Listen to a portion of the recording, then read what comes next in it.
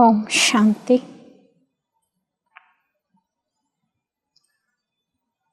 ಟೆಂಪ್ರಾಮೆಂಟ್ to achieve success. ಸಫಲತೆಗಾಗಿ ಜೀವನದಲ್ಲಿ ಧರಿಸಿಕೊಳ್ಳಬೇಕಾದ ಮನೋದಶೆ ಬಗ್ಗೆ ಡಿಸ್ಕಸ್ ಮಾಡ್ತಾ ಇದ್ವಿ. ಕೊನೆಗೂ ಸರ್ವಿಸ್ ಇಂಜಿನಿಯರಿಗೆ ಗೊತ್ತೇ ಆಗಲಿಲ್ಲ, ಚಾಕ್ಲೇಟ್ ಫ್ಲೇವರ್ ಐಸ್ ಕ್ರೀಮ್ ತೊಗೊಂಡಾಗ ಗಾಡಿ ಯಾಕೆ ಲೇಟ್ ಸ್ಟಾರ್ಟ್ ಆಗ್ತದೆ, ಚಾಕ್ಲೇಟ್ ಫ್ಲೇವರ್ ಐಸ್ ಕ್ರೀಮ್ ತೊಗೊಂಡಾಗ ಗಾಡಿ ಬೇಗ ಸ್ಟಾರ್ಟ್ ಆಗ್ತದೆ, ವೆನಿಲಾ ತೊಗೊಂಡಾಗ ಲೇಟ್ ಯಾಕೆ ಸ್ಟಾರ್ಟ್ ಆಗ್ತದೆ. ABC ಚೆಕ್ ಮಾಡಾಯಿತು, ಆಕ್ಸಿಲೇಟರ್, ಬ್ರೇಕ್, ಕ್ಲಚ್, ಜೊತೆಗೆ ಇನ್ನುಳಿದೆಲ್ಲ ಸಿಸ್ಟಮು ಚೆಕ್ ಮಾಡ್ತಾ ಇದ್ದಾರೆ. ಇಂಜಿನ್ನು, ಪವರ್ ಹೌಸ್ ಎಲ್ಲ ಕರೆಕ್ಟ್ ಇದೆ. ಕೊನೆಗೆ ಅವ್ರ ಡಿಪಾರ್ಟ್ಮೆಂಟಿನ ಹೆಡ್ ಫೋನ್ ಮಾಡ್ತಾರೆ, ಯಾಕೆ, ಏನು ಚೆಕ್ ಮಾಡು, ಒಂದು ವೇಳೆ ಈ ರೀತಿ ಪ್ರಾಬ್ಲಮ್ ಆಗಿದೆ ಅಂತ ಎಲ್ಲ ನ್ಯೂಸ್ ಪೇಪರ್ನಲ್ಲಿ ಬಂದುಬಿಟ್ರೆ ಕೊನೆಗೆ ನಮ್ಮದು ಕಂಪ್ನಿ ಲಾಸ್ ಆಗ್ತದೆ, ಫೇಲಿಯರ್ ಆಗ್ತದೆ ನಮ್ಮ ಗಾಡಿ. ಆಯಿತು, ಚೆಕ್ ಮಾಡುವಾಗ ನೆಕ್ಸ್ಟ್ ಏನು ಚೆಕ್ ಮಾಡ್ತೇನೆ, ಟ್ರಾನ್ಸ್ಮಿಷನ್ ಸಿಸ್ಟಮ್, ಪವರ್ ಹೌಸ್, ಇಂಜಿನ್ನಲ್ಲಿ ತಯಾರಾದಂತಹ ಎನರ್ಜಿ, ಪವರ್ ವೀಲ್ವರೆಗೂ ಬರಬೇಕಲ್ಲ, ಆವಾಗ ರನ್ ಆಗ್ತದೆ. ತಯಾರಾಗಿದ್ದಲ್ಲೇ ಇರೋದಲ್ಲ, ಕೆಳಗೆ ವೀಲ್ವರೆಗೂ ಬರಬೇಕೆಲ್ಲ, ಗೇರ್ ಪ್ಲೇಟ್, ಕ್ಲಚ್ ಪ್ಲೇಟ್ ಎಲ್ಲ ದಾಟಿ ಕೆಳಗವರೆಗೂ ಬರಬೇಕಲ್ಲ. ಅದೇ ರೀತಿ ನಮ್ಮ ಜೀವನದಲ್ಲೂ ಸಹ ಸಕ್ಸಸ್, ಭಾಗ್ಯ ಎನ್ನುವುದನ್ನು ರೂಪಿಸಲ್ಪಡಬೇಕಾದ್ರೆ ನಮ್ಮ ಎನರ್ಜಿನೂ ಸಹ ಟ್ರಾನ್ಸ್ಮಿಷನ್ ಆಗಿ ಬರಬೇಕು. ಎಲ್ಲಿಂದ ಎಲ್ಲಿವರೆಗೂ? ಸಂಕಲ್ಪದಿಂದ ಕರ್ಮದವರೆಗೂ. ಆವಾಗ ಭಾಗ್ಯ ಅಥವಾ ಸಫಲತೆ ಸಿಗಲು ಸಾಧ್ಯ. ಸುಮ್ಮನೆ ಭಾಗ್ಯ ಅಥವಾ ಸಫಲತೆ ಸಿಗುವುದಿಲ್ಲ. ಎಲ್ಲರಿಗೂ ಗೊತ್ತಿದೆ ನಮ್ಮ ಸಂಕಲ್ಪ ತಕ್ಕಂತೆ ನಮ್ಮ ಜೀವನ ನಡೀತದೆ ಅಂತ. ಸಂಕಲ್ಪ ಒಳ್ಳೆಯದು ಕೆಟ್ಟದ್ದು ಕೇವಲ ಸಂಕಲ್ಪದ ಸ್ಥಿತಿಯಲ್ಲಿದ್ದರೆ ನಡೆಯೋದಿಲ್ಲ, ಆ ಸಂಕಲ್ಪ ಕರ್ಮದಲ್ಲಿ ತರಬೇಕು. ಅದರಂತೆ ಹಣೆ ಬರ ರೂಪಿಸಲ್ಪಡ್ತದೆ. ಪಾಸಿಟಿವ್ ಥಾಟ್ಸ್ ಮಾಡೋದು ಎಷ್ಟು ಇಂಪಾರ್ಟೆಂಟು, ಪಾಸಿಟಿವ್ ಥಾಟ್ಸನ್ನು ಕರ್ಮದಲ್ಲಿ ತರಬೇಕಲ್ಲ. That is our internal transmission system. ನಾವೇನು ಸಂಕಲ್ಪ ಮಾಡ್ತೀವಿ ಅದರ ತಕ್ಕಂತೆ ಕರ್ಮದಲ್ಲಿ ತರಲಿಕ್ಕೆ ನಮಗೆ ಭಾಳ ಎನರ್ಜಿ ಬೇಕು. ಇವತ್ತೆಷ್ಟು ಜನರ ಬಾಯಲ್ಲಿಲ್ಲ, ನಾವು ಒಳ್ಳೇದು ಮಾಡಬೇಕು ಅನ್ಕೊತೀವಿ, ಆದರೆ ಒಳ್ಳೇದು ಮಾಡಲಿಕ್ಕೇ ಆಗ್ತಾಯಿಲ್ಲ. ಖುಷಿಯಾಗಿರ್ಬೇಕು ಅನ್ಕೊತೀನಿ, ಖುಷಿಯಾಗಿ ಇರೋಕ್ಕಾಗಲ್ಲ. ಸಿಟ್ಟು ಬಿಡಬೇಕು ಅಂದ್ಕೊಂಡೀನಿ, ಸಿಟ್ಟು ಬಿಡಲಿಕ್ಕೆ ಆಗ್ತಾಯಿಲ್ಲ. ಅವರ ಥಾಟ್ಸ್ ಚೆನ್ನಾಗಿದೆ, ಆದರೆ ಕರ್ಮ ವೀಕ್ ಇದೆ. ಸಂಕಲ್ಪ ಕರ್ಮದಲ್ಲಿ ತರಬೇಕಾದ್ರೆ we need practice of meditation. ಸಂಕಲ್ಪ ಮಾಡೋದು ಬಹಳ ಸುಲಭ. ನಾನು ಇನ್ಮೇಲೆ ಎಲ್ಲರ ಜೊತೆಗೂ ಮಧುರವಾಗಿರುತ್ತೇನೆ, ನಾನು ದಿನ ಬೆಳಗ್ಗೆ ಬೇಗ ಎದ್ದೇಳುತ್ತೇನೆ, ನನ್ನ ಕರ್ಮಗಳನ್ನು ನಾನು ಸರಿಯಾಗಿ ಮಾಡುತ್ತೇನೆ. ಸಂಕಲ್ಪ ಮಾಡೋದು ಸುಲಭ, ಆದರೆ ಆ ಸಂಕಲ್ಪ ಕರ್ಮದಲ್ಲಿ ತರುವಷ್ಟೊತ್ತಿಗೆ ಅನೇಕ ಮಾತುಗಳನ್ನು ಪಾಸ್ ಮಾಡಿ ಕರ್ಮದಲ್ಲಿ ತರಬೇಕಾಗ್ತದೆ. ನಾನು ಮಾಡಿರೋ ಒಳ್ಳೆಯ ಸಂಕಲ್ಪವನ್ನು ಇನ್ನೊಬ್ಬರ ಮುಂದೆ ಶೇರ್ ಮಾಡಿದರೆ ಏನೇನು ಕೈಲಾಗಲ್ಲ ಬಿಡು ಅಂತಾರೆ. ಅವ್ರು ಅಂದ ತಕ್ಷಣ ನಾ ಎಷ್ಟು ದೃಢ ಮನಸ್ಸು ಮಾಡಿ, ಗಟ್ಟ ಮನಸ್ಸು ಮಾಡಿ ಒಂದೇನೋ ಪರಿವರ್ತನೆಗೆ ಕಾಲು ಹೆಜ್ಜೆ ಇಟ್ಟಿರ್ತೀನಿ, ಅವರ ಮಾತು ವೀಕ್ ಮಾಡಿಬಿಡ್ತದೆ ನನ್ನನ್ನು. ಅಥವಾ ಸಂಕಲ್ಪ ಚೆನ್ನಾಗಿ ಮಾಡಿರ್ತೀನಿ, ಆ ಸಂಕಲ್ಪ ಕರ್ಮದಲ್ಲಿ ತರುವಷ್ಟೊತ್ತಿಗೆ ನನ್ನದೇ ಮತ್ತು ಆಲಸ್ಯದ ಸಂಕಲ್ಪ, ಹೋಗಲಿ ಬಿಡು ಇವತ್ತಿಂದ ಇದನ್ನು ಸ್ಟಾರ್ಟ್ ಮಾಡೋದು ಬೇಡ, ನಾಳಿನಿಂದ ನಾನು ಚೆನ್ನಾಗಿರ್ತೀನಿ, ಖುಷಿಯಿಂದ ಇರ್ತೀನಿ, ನಕ್ಕೊಂಡಿರ್ತೀನಿ, ನಾಳಿನಿಂದ ಮಧುರವಾಗಿ ಮಾತಾಡ್ತೀನಿ, ನಾಳಿನಿಂದ ಆ್ಯಕ್ಯುರೇಟ್ ಟೈಮಿಗೆ ಮಲಗ್ತೀನಿ, ಆ್ಯಕ್ಯುರೇಟ್ ಟೈಮಿಗೆ ಎದ್ದೇಳ್ತೀನಿ, ಎಲ್ಲ ನಾಳೆ ಅಂತ ಪೋಸ್ಟ್ಪೋನ್ ಮಾಡೋದೇ ಒಂದು ಆಲಸ್ಯ. ಅದೇ ನಮಗೆ ನಮ್ಮ ಸಂಕಲ್ಪವೇ ನಮಗೆ ಕೆಲವೊಮ್ಮೆ ವಿಘ್ನ ಆಗ್ಬೋದು ಕರ್ಮದಲ್ಲಿ ತರಲಿಕ್ಕೆ. ನಮ್ಮ ಸಂಕಲ್ಪಗಳು ವಿಘ್ನ ಆಗಲಿಕ್ಕಿಲ್ಲ, ಕೆಲವೊಮ್ಮೆ ಭಾಳ ಪಾಸಿಟಿವ್ ಸಂಕಲ್ಪ ಮಾಡಿರ್ತೀವಿ, ಜನರ ಮಾತು ನಮಗೆ ವಿಘ್ನ ಆಗ್ಬೋದು ಕರ್ಮದಲ್ಲಿ ತರಲಿಕ್ಕೆ. ಕರೆಕ್ಟ್, ನಾವು ಸ್ಟ್ರಾಂಗ್ ಸಂಕಲ್ಪ ಮಾಡಿದಾಗಲೇ ಒಂದೇನೋ ಒಂದು ದೊಡ್ಡ ಸಿಚುವೇಶನ್ ಎದುರಿಗೆ ಬಂದುಬಿಡ್ಬೋದು, ಸಂಕಲ್ಪ ಕರ್ಮದಲ್ಲಿ ತರಲಿಕ್ಕಾಗೋದಿಲ್ಲ. ಅದಕ್ಕೆ ಸಂಕಲ್ಪ ಕರ್ಮ ಎರಡೂ ಪಾಸಿಟಿವ್ ಇದ್ದರೆ ಮಾತ್ರ ಭಾಗ್ಯ ರೂಪಿಸಲ್ಪಡ್ತದೆ.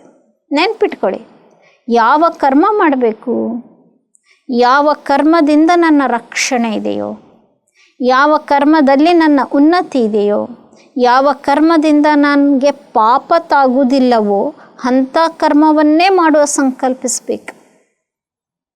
ಸ್ಥೂಲವಾದಂತಹ ಆಫರ್ಸಿಗೆ, ಸ್ಥೂಲವಾದ ಆಮಿಷಗಳಿಗೆ ಅದಕ್ಕೆ ಸಿಕ್ಕಾಕೊಂಡು ಕಡಿಮೆ ಸಮಯದಲ್ಲಿ ತ್ವರಿತಗತಿಯಲ್ಲಿ ಇನ್ಸ್ಟಂಟ್ ವೇಗದಲ್ಲಿ ಸಫಲತೆ ಪಡ್ಕೊಳ್ಳಿಕ್ಕೆ ಹೋಗಿ ಪಾಪಕರ್ಮಗಳಲ್ಲಿ ಸಿಕ್ಕಾಕೋಬಾರ್ದು. ಭಾಳ ಗಮನ ಇರಬೇಕು. ಈಶ್ವರನ ಮಹಾವಾಕ್ಯದೆ ಪೇಟ್ ಕೇಲೆ ಬಹುತ್ ಪಾಪ ಕರ್ತೆ ಹೇ. ಹೊಟ್ಟೆ ತುಂಬಿಸ್ಕೊಳ್ಳಿಕ್ಕೆ, ಹೊಟ್ಟೆ ತುಂಬಕ್ಕೆ 2 ರೊಟ್ಟಿ ಸಾಕು. ಆದರೆ ಆ ಪೆಟ್ಟಿಗೆ ತುಂಬಿಸ್ಲಿಕ್ಕೆ, ಮೋಸ ಮಾಡಲಿಕ್ಕೆ, ಮೋಹ ಎಷ್ಟು ಪಾಪ ಮಾಡ್ತಾನೆ ಇವತ್ತು ಮನುಷ್ಯ. ನಾನು ರಿಚ್ ಆಗಬೇಕು, ನಾ ಒಳ್ಳೆ ಸ್ಥಿತವಂತನಾಗಬೇಕು, ನಾ ಸೊಸೈಟಿಯಲ್ಲಿ ಎಲ್ಲರಿಂದ ಗುರುತಿಸಲ್ಪಡಬೇಕು, ಇದೇನು ಪಾಪದ ಸಂಕಲ್ಪ ಅಲ್ಲ. ಇರಲಿ, ಒಳ್ಳೆ ಸಂಕಲ್ಪನೆ, ಪರವಾಗಿಲ್ಲ, ಮಾಡೋಣ. ಆದರೆ ಅದನ್ನು ಮಾಡಲಿಕ್ಕೆ, ಅದನ್ನು ಅಚೀವ್ ಮಾಡಲಿಕ್ಕೆ ನಾವು ಹಿಡ್ಕೊಂಡಂಥ ಕರ್ಮ ಪಥ ಅದು ಪಾಪದ್ದಾದರೆ ಭಾಗ್ಯ ಹೆಂಗೆ ರೂಪಿಸಲ್ಪಡ್ತದೆ? ಪಾಪ ಕರ್ಮಗಳನ್ನು ಮಾಡಿ ಪುಣ್ಯವನ್ನು ಬಯಸ್ಲಿಕ್ಕಾಗ್ತದ? ಎಚ್ಚರಿಕೆ ಇರಬೇಕು. ಇದು ನಮ್ಮ ಟ್ರಾನ್ಸ್ಮಿಷನ್ ಸಿಸ್ಟಮ್. ಸಂಕಲ್ಪ ಕರ್ಮದಲ್ಲಿ ತರಲಿಕ್ಕೆ ವಿದ್ಯಾರ್ಥಿ ಫಸ್ಟ್ ರ್ಯಾಂಕ್ ಬರಬೇಕು. ಓದಕ್ಕೆ ರೆಡಿ ಇಲ್ಲ, ಆದರೂ ಫಸ್ಟ್ ರ್ಯಾಂಕ್ ಬಂದ್ಬಿಟ್ಟವನು. ಹೆಂಗೆ ಫಸ್ಟ್ ರ್ಯಾಂಕ್ ಬಂದ? ಕಾಪಿ ಮಾಡಿ ಬಂದ, ಕ್ವಶನ್ ಪೇಪರ್ ಏನು ಔಟ್ ಆಗಿತ್ತು ಅದನ್ನು ತೊಗೊಂಡು ಬಂದ. ಇದು ಕರೆಕ್ಟ್ ಮೆಥಡ್? ಹಂಗೆ ಮಾಡಿರುವ ಕರ್ಮಕ್ಕೆ ಅವನೇ ಅನುಭವಿಸಲೇಬೇಕಾಗ್ತದೆ, ತಾನೇ ಅನುಭವಿಸ್ಬೇಕಾಗ್ತದೆ. ತಮಗೆಲ್ಲ ಗೊತ್ತಿರ್ಬೋದು, ಜಾಣ ವಿದ್ಯಾರ್ಥಿ ಅಧಿಕಾರ, ಹಣ, ಯೌವನದ ಮದದಲ್ಲಿ MBBS ಓದುವಾಗ ಭಾಳ ನೆಗ್ಲೆಕ್ಟ್ ಮಾಡಿಬಿಟ್ಟ. ಎಕ್ಸಾಮಿನೇಷನ್ನಲ್ಲಿ ಏನೂ ಬರೋಕ್ಕಾಗಿಲ್ಲ. ರೊಕ್ಕ ಕೊಟ್ಟ, ಯಾವುದೋ ಒಂದು ಹೆಡ್ ಆಫ್ ದ ಡಿಪಾರ್ಟ್ಮೆಂಟು, ಪ್ರಿನ್ಸಿಪಲ್ಗೂ, ಮಿನಿಸ್ಟ್ರಿಗೂ ಯಾರಿಗೋ ರೊಕ್ಕ ಕೊಟ್ಟು ಪಾಸಾಗಿ ಸರ್ಟಿಫಿಕೇಟ್ ತೊಗೊಂಡ್ಬಿಟ್ಟ. ಕ್ಲಿನಿಕ್ಕು, ನರ್ಸಿಂಗ್ ಹೋಮ್ ಎಲ್ಲ ಶುರು ಮಾಡಿದ, ಹಣವಂತ ಆಯಿತು. ಒಂದು ಸರಿ ಏನಾಯ್ತಂದರೆ, ಪ್ರಿನ್ಸಿಪಲ್ ಅವರ ಮಗ, ಪತ್ನಿ ಎಲ್ಲ ಆಕ್ಸಿಡೆಂಟ್ನಲ್ಲಿ ಏನೋ ಪ್ರಾಬ್ಲಮ್ ಆಗ್ಬಿಡ್ತು. ಅರ್ಜೆಂಟ್ ಅಂತ ಹೇಳಿ ಸೀದಾ ತಗೊಂಡು ಹೋಗಿ ಒಂದು ಹಾಸ್ಪಿಟಲ್ಗೆ ಹಾಕಿದ್ರು.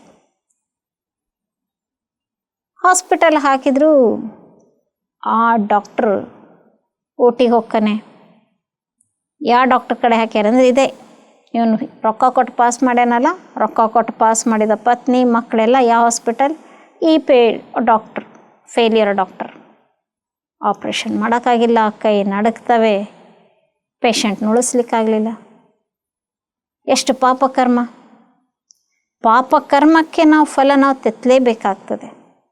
ಅದಕ್ಕೆ ಪುಣ್ಯಕರ್ಮವನ್ನು ಮಾಡುವ ಮೆಥಡ್ ತಿಳ್ಕೊಳ್ಳೋದೇ ಈಶ್ವರೀಯ ವಿಶ್ವವಿದ್ಯಾಲಯದ ಮೆಡಿಟೇಷನಿಂದ. ಎಷ್ಟು ಸೂಕ್ಷ್ಮವಾಗಿ ಭಗವಂತ ನಮಗಿಲ್ಲಿ ಶಿಕ್ಷಣ ಕೊಡ್ತಾರೆ. ಪಾಪದ ಕರ್ಮ ಮಾಡುವಂಥವರಿಗೆ ನಾವು ದಾನ ಮಾಡಿದರೂ ನಾವು ಪಾಪಾತ್ಮಗಳಾಗಬೇಕಾಗ್ತದೆ. ಆ ಪಾಪವನ್ನು ಭೋಗಿಸ್ಬೇಕಾಗ್ತದೆ. ಎಂಥ ವಂಡರ್ಫುಲ್! ಪಾಪಕರ್ಮ ಮಾಡಿದವ್ರು ಬೇರೆ, ಆದರೆ ಪಾಪಕರ್ಮ ಮಾಡೋಕ್ಕೆ ನಾವು ಹಣದ ಸಪೋರ್ಟ್, ಫೈನಾನ್ಷಿಯಲ್ ಸಪೋರ್ಟ್, ಇನ್ಯಾವುದೇ ರೀತಿಯ ಸಪೋರ್ಟ್ ಮಾಡಿದರೆ ನಮ್ಮ ಪಾಪ ಹೆಚ್ಚಾಗ್ತದೆ. ನಮ್ಮ ಪಾಪಕ್ಕೆ ಶಿಕ್ಷೆ ನಾವು ತಿನ್ನಬೇಕಾಗ್ತದೆ. ಅದಕ್ಕೆ ಥಿಂಕ್ ಬಿಫೋರ್ ಯು ಆ್ಯಕ್ಟ್. ನೀವು ಕರ್ಮದಲ್ಲಿ ತರೋಕ್ಕಿಂತ ಮೊದಲು, ನಿಮ್ಮ ಸಂಕಲ್ಪ ಕರ್ಮದಲ್ಲಿ ತರೋಕ್ಕಿಂತ ಮೊದಲು ಯೋಚನೆ ಮಾಡಿ, ನನಗೂ ಅನ್ಯರಿಗೂ ಇದು ಹಾನಿ ಮಾಡ್ತಾ ಇಲ್ಲ ತಾನೆ?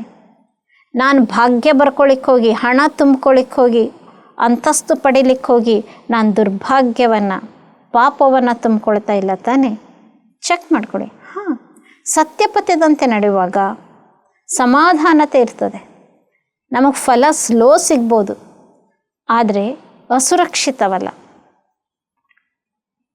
ನಾವು ಒಳ್ಳೆ ಪಥದಲ್ಲಿ ನಡೆದಾಗ ವಿಘ್ನಗಳು ಬರ್ಬೋದು, ಆದರೆ ಫೇಲ್ ಆಗೋದಿಲ್ಲ. ಸಮಯ ಬೇಕು, ಸಂಯಮ ಬೇಕು, ಸಹನೆ ಬೇಕು.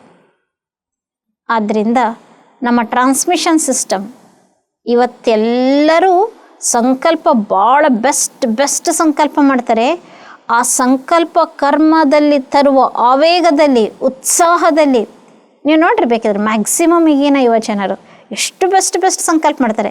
ಅದನ್ನು ಪ್ರಾಕ್ಟಿಕಲ್ ತರುವಂತಹ ಒಳಗಿನ ಸ್ಪಿರಿಟ್ಟಿನಲ್ಲಿ ಏನು ಪಾಪ ಮಾಡ್ತಿದ್ದೀನಿ ಅನ್ನೋದೇ ಅವ್ರಿಗೆ ಗಮನ ಇಲ್ಲ. ಅದಕ್ಕೆ ಚೂಸ್ ಆಲ್ವೇಸ್ ರೈಟ್ ಪಾತ್, ಸತ್ಯ ಪಥದಂತೆ ನಡೆದು ನಮ್ಮ ಜೀವನವನ್ನು ಶ್ರೇಷ್ಠ ಮಾಡಿಕೊಳ್ಳೋಣ. ಆಸ್ಟ್ರೇಲಿಯಾದಲ್ಲಿ ಒಂದು ರೆಸ್ಟೋರೆಂಟ್ ಇತ್ತು, ಫಿಶ್ ರೆಸ್ಟೋರೆಂಟ್. ಆ ಹೋಟೆಲ್ ಭಾರಿ ಸಾಹುಕಾರ ಅಂದ್ರೆ ಸಾಹುಕಾರ ಓನರ್. ಯಾಕೆ ಆ ಹೋಟೆಲ್ ಬಹಳ ಫೇಮಸ್ ಇತ್ತು ಅಂದರೆ ಅವನ ಸ್ಪೆಷಾಲಿಟಿ, ಅಲ್ಲಿ ಒಂದು ಪಾಂಡ್ ಮಾಡಿದ್ದ, ಸರೋವರ, ಮೀನು ಬಿಟ್ಟಿದ್ದ, ವೆರೈಟಿ ಮೀನುಗಳು, ಎಲ್ಲೆಲ್ಲಿಂದೋ ತರಿಸಿ ಮೀನು ಬಿಟ್ಟಿದ್ದ. ಯಾರಿಗೇನಾರ ಫಿಶ್ ಡಿಶ್ ಬೇಕಂದರೆ ಅವ್ರ ಮುಂದೆನೇ ಅವ್ರಿಗೆ ಸಿಲೆಕ್ಟ್ ಮಾಡಕ್ಕೆ ಬಿಡ್ತಿದ್ದ, ಈ ಸರೋವರದಲ್ಲಿ ಯಾವ ಮೀನನ್ನು ನಿಮಗೆ ಬೇಕು ಅದನ್ನು ಇಮಿಡಿಯೇಟ್ ಸಿಲೆಕ್ಟ್ ಮಾಡಿ ಅದನ್ನು ಬಿಸಿ ಬಿಸಿ ಹಂಚಿನಲ್ಲಿ ಹಾಕಿ ಬೇಯಿಸಿ ಕೊಡ್ತಿದ್ದ. ಎಷ್ಟು ಜನ ಫೇಮಸ್ ಆಗ್ಬಿಡ್ತು ಅವನಿಗೆ, ಭಾಳ ಕಡಿಮೆ ಸಮಯದಲ್ಲಿ ಹೆಚ್ಚು ರಿಚ್ ಆಗಿಬಿಟ್ಟ. ಒಂದಿನ ಅವನ ಹೋಟೆಲ್ಗೆ ಅಚಾನಕ್ಕಾಗಿ ಬೆಂಕಿ ಬೀಳ್ತಾ ಇತ್ತು. ಆಮೇಲೆ ಆ ಬೆಂಕಿ ಹತ್ತಿಬಿಡ್ತು. ಎಲ್ಲ ಹೆಲಿಕಾಪ್ಟರ್ಗಳೆಲ್ಲ ನೀರು ತಂದು ಸುರಿತಿತ್ತು. ಸುರಿತಿರುವಾಗ ಆ ಹೆಲಿಕಾಪ್ಟರ್ ಬೇರೆ ಎಲ್ಲೋ ಸುರಿದು ಇಲ್ಲಿ ಹೆಲಿಕಾಪ್ಟರ್ ಬರೋಷ್ಟೊತ್ತಿಗೆ ಖಾಲಿ. ಇವನೆಷ್ಟು ಕೂಗ್ತಿದ್ದಾನೆ, ಹಾಕ್ರಿ ಹಾಕಲೇ ಇಲ್ಲ. ಆಮೇಲೆ ಎಲ್ಲೆಲ್ಲಿ ನೀರು ಕಾಣುತ್ತದೋ ಅದು ಹೆಲಿಕಾಪ್ಟರ್ ತರ್ಲಿಕ್ಕೆ ಹೋಯ್ತು. ಇಲ್ಲಿ ಬೆಂಕಿ ಹತ್ತಿದೆ, ಅಲ್ಲಿ ಇವನು ಸರೋವರ ಕಾಣ್ತು, ಇವನು ಸರೋವರದಿಂದ ನೀರು ತರಕತ್ತು, ಇವನು ಬೇಡ ಅಂತ ಇದ್ದಾನೆ. ಆಮೇಲೆ ಆ ಸರೋವರದಲ್ಲಿ ಇವನು ಇಳಿದ, ಬೇಡ ಅಂತ ಅನ್ಲಿಕ್ಕೆ ಹೆಲಿಕಾಪ್ಟರ್ಗೆ ಅದು ಅವನನ್ನು ಜಗ್ಗಿತು. ನೀರು ಹಾಕೋ ಜೊತೆಗೆ ಬೆಂಕಿಯಲ್ಲಿ ಇವನನ್ನು ಹಾಕಿಬಿಟ್ಟಿತ್ತು. ಅವನು ಹೇಗೆ ಮೀನನ್ನು ತೆಗೆದು ಫ್ರೆಶ್ ಆಗಿ ಬೆಂಕಿಗೆ ಹಾಕ್ತಿದ್ನೋ, ಇವನ ಜೀವನನೂ ಬೆಂಕಿಗೆ ಹೋಗ್ಬಿಡುತ್ತೆ. ಯಾರೇನೂ ಮಾಡೋಕ್ಕೆ ಸಾಧ್ಯ ಇಲ್ಲ. ನಮ್ಮ ಜೀವನದಲ್ಲಿ ನಾವು ಏನು ಕರ್ಮ ಮಾಡಿ ಯಾವ ಪದದಿಂದ ಯಾವ ಸ್ಟೇಟಸ್ಸಿಗೆ ಇರಬೇಕು ಅನ್ನೋದನ್ನು ನೆನ್ಪಿಟ್ಕೋಬೇಕು.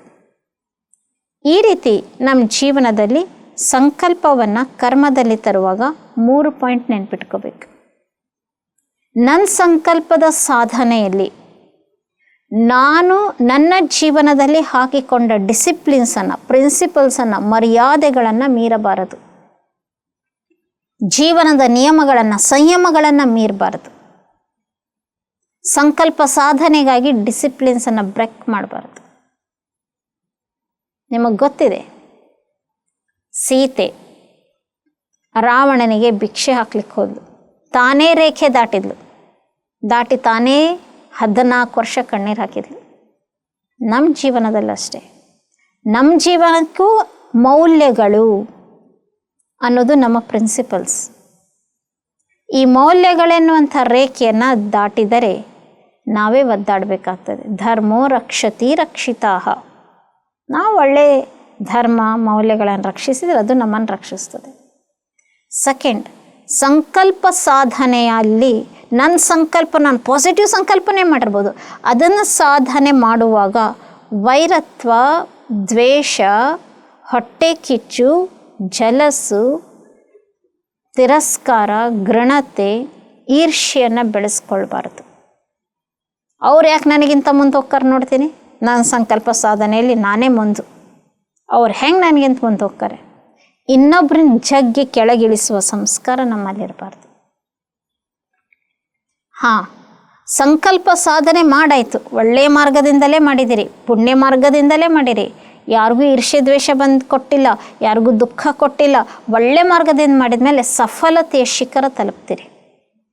ಸಫಲತೆಯ ಶಿಖರ ತಲುಪಿದ ಮೇಲೆ 3rd ಪಾಯಿಂಟ್, ನಾನೇ ಮಾಡಿದೆ, ನಾನು ಮಾಡಿದ್ದಕ್ಕೆ ನಾ ಸಫಲತೆ ಪಡೆದೆ ಎನ್ನುವ ಅಭಿಮಾನ ಬರಬಾರ್ದು. That's real success. ಭಗವಂತ ಮಾಡಿಸಿದನು, ಈಶ್ವರನ ಆಶೀರ್ವಾದ ಮಾಡಿಸಿತು, ಜನರ ಸಹಯೋಗ ಮಾಡಿಸಿತು ಎನ್ನುವಂತಹ ವಿಶಾಲ ಮನೋಭಾವನೆ ಇಟ್ಕೊಂಡಾಗ ಮಾತ್ರ ನಮ್ಮ ಸಂಕಲ್ಪ, ಕರ್ಮ, ಭಾಗ್ಯ ಎಷ್ಟು ನಾವು ಸಫಲತೆ ಪಡಿತೀವೋ ಅಷ್ಟದು ಶಿವಾರ್ಪಣಂ, ಈಶ್ವರಾರ್ಪಣಂ, ಭಗವಾನ್ ಕರನ್ ಕರಾವನ್ ಹಾರ್ಹೆ ಅನ್ನುವ ಈಶ್ವರನಾಗಿ ಅರ್ಪಿತವಾದಾಗ ಮಾತ್ರ ನಾವು ಸಫಲತಾ ಮೂರ್ತಿಗಳು. ನಮ್ಮ ಕೈಗೆ ಏನೂ ಮಾಡೋಕ್ಕೆ ಬರೋದಿಲ್ಲ. ನಮ್ಗೆ ಮಾಡಿಸ್ಬೇಕಾದವನು ಪರಮಾತ್ಮ.